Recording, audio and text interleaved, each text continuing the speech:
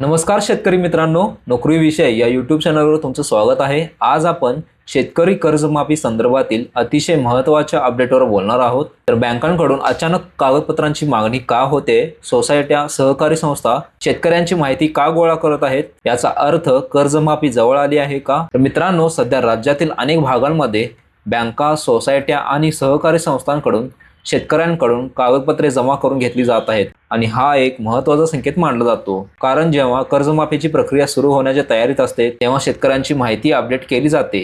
आता पाहूया कोणती कागदपत्रे मागितली जात आहेत। सर्वात पहिलं, कर्जासाठी गहाण दिलेला सातबारा उतारा, त्याची एक झेरॉक्स प्रत, आधार कार्डची झेरॉक्स, त्याला आधार मोबाईल नंबर लिंक असणं आवश्यक आहे। फार्मर आयडी हा आता खूप महत्त्वाचा कागदपत्र बनलेला आहे। पुढील सर्व योजना आणि कर्जमाफीसाठी फार्मर आयडी लागणारच आहे।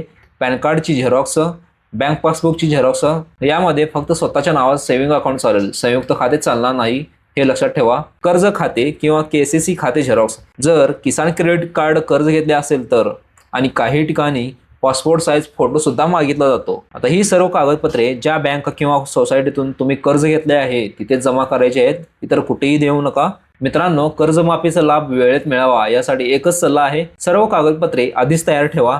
बँकेची नोटीस असेल तर दुर्लक्ष करू नका, लवकरात लवकर कागदपत्रे जमा करा। कर्जमाफी संदर्भातले संकेत आता स्पष्टपणे दिसायला लागले आहेत, म्हणून शेतकरी मित्रांनो, तयारीत राहणं खूप गरजेचं आहे। हा व्हिडिओ प्रत्येक शेतकरी मित्रांपर्यंत नक्की पोहोचवा। व्हिडिओ आवडला असेल तर लाईक करा, शेअर करा आणि चॅनलला सबस्क्राईब करा। धन्यवाद।